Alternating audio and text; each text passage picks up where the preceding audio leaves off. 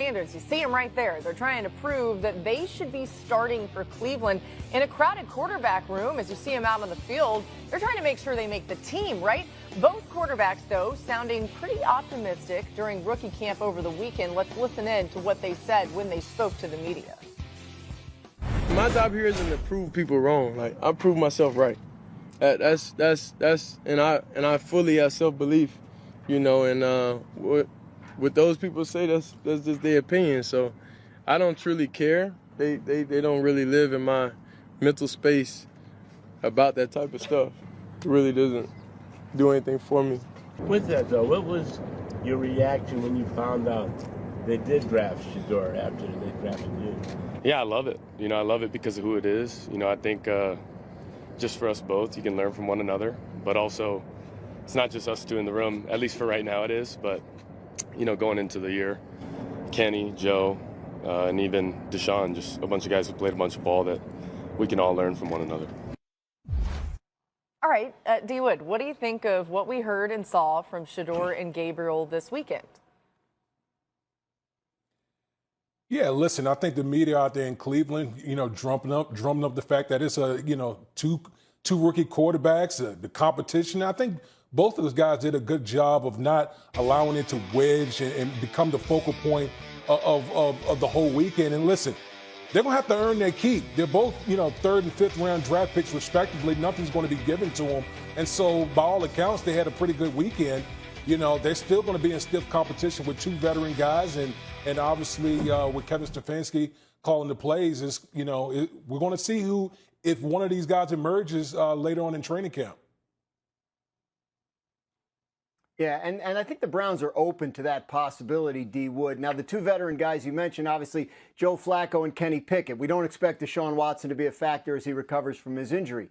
I would think they open up, the offseason program and training camp with Flacco as the number 1 guy because he's got the most experience. But they're going to try and get all these guys as many reps as possible in their rookie minicamp, which is almost always classroom heavy and not a lot of on-field work. Kevin Stefanski put in some 7-on-7 passing drills so he could get Shedeur Sanders and Dillon Gabriel some reps that they don't usually have in rookie minicamps. So they will be conscious throughout the offseason of getting everybody a fair number of reps so they can make an informed decision. It is a wide open competition among those 4 players, and they are completely open to the idea of any of the 4 winning the job.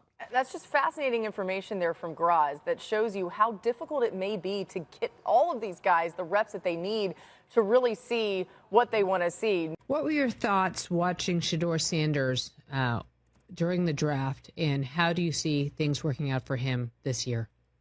There's a thing called homiletics, teaching and preaching. It means you use one letter to bring the subject, to bring all the subjects. I was both pissed and then pleased.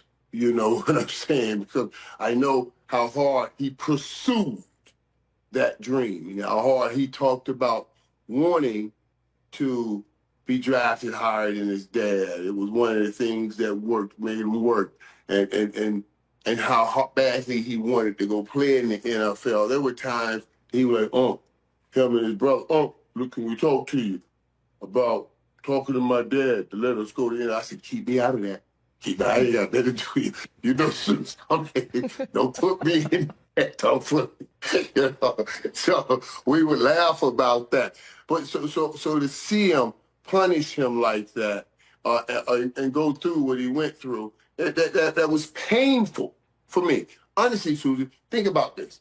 And we talked about this on our show, and I said, I don't know if it's some conspiracy, but I can say it this way. I have never seen anyone that has had his kind of success in college put up the kind of numbers that he put up in college and drop to the 5th round.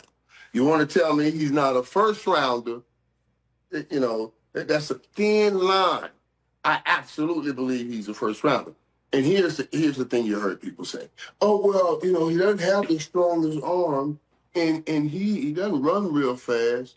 Eli Manning, doesn't have the strongest arm, and he doesn't run real fast. And he was the first pick in the draft. In the GOAT of all GOATs, God knows he doesn't have the strongest arm. And God really knows he can't run at all. You know what I'm saying? That's Tom Brady. So what we need to learn is, yeah, physical capabilities are important, but your ability to play it in big moments and in big time games and make those big plays are the most important thing. And that's playing football shoulders up. And that's what I saw in Shedeur all the years of watching. And now he'll get a chance to do. I thought he'll have a different approach coming into the NFL, because everywhere he's gone, he had to work his way up from the bottom. All they did by doing this, even though it was painful to watch him drop, I was pleased with how he handled it. They gave him that same start again. He'll start from the bottom and climb his way up, and he'll make it work. I can't wait. What if he wins the starting job this year? Well, I mean, then what is everybody going to say? Cleveland was brilliant, or was the rest of us smart-ass dummies, and we missed it? Yeah, because he basically has had a great minicamp. In early May, he was out there competing, and we all know that it's Joe Flacco, Kenny Pickett, Dillon Gabriel, and himself as Deshaun Watson rehabs. But even so, you're absolutely right. I mean, is this another one like Colleen? You can jump in if you want, but like, I think it's just an interesting question. Will they look brilliant, or will they just look lucky? Yes, will Cleveland look brilliant? I think that is something that could actually happen. No one has ever said that, ever, in the history. The quarterback race in Cleveland, we saw guys get out there, wing it around a little bit. We even heard from the two rookies in front of a microphone. What are you hearing out of Cleveland first blush with this situation, Tom? I would start here. The pick for the Browns was Dillon Gabriel. That was the quarterback they targeted. That was the guy they took in the third round. That absolutely was Kevin Stefanski's guy. It sounds like that was also Andrew Berry's guy. The Shedeur Sanders pick was because you're in the fifth round and you've got a guy who certainly has higher than fifth round talent. Again, it's a dart throw. You're taking as many bites at the apple as you possibly can and hoping that one of these guys works out. Why not take a stab at a guy in the fifth round? You know, you've got Kenny Pickett there. You've got Joe Flacco there. I would say just going into this, you would say Joe Flacco has the leg up because the coaches know him, because he knows that system. He's functioned in that offense before. Kevin Stefanski's gone to the playoffs with him. He knows that he can trust Joe. Realistically, Joe's probably not starting 17 games this year. You know, he's been a very durable quarterback through the course of his career. But, you know, the odds that at 41 years old, I believe he is, that he's going to play the entire season, you'd probably say that that's an unlikely type of a scenario. So based on what I hear, it sounds like it's wide open. It sounds like they're going in with open minds into this competition. The real question is going to be, it's one thing for, and I know that Kevin Stefanski said, don't read too much into the reps and rookie minicamp. It's very, very early. There's plenty of reps to go around.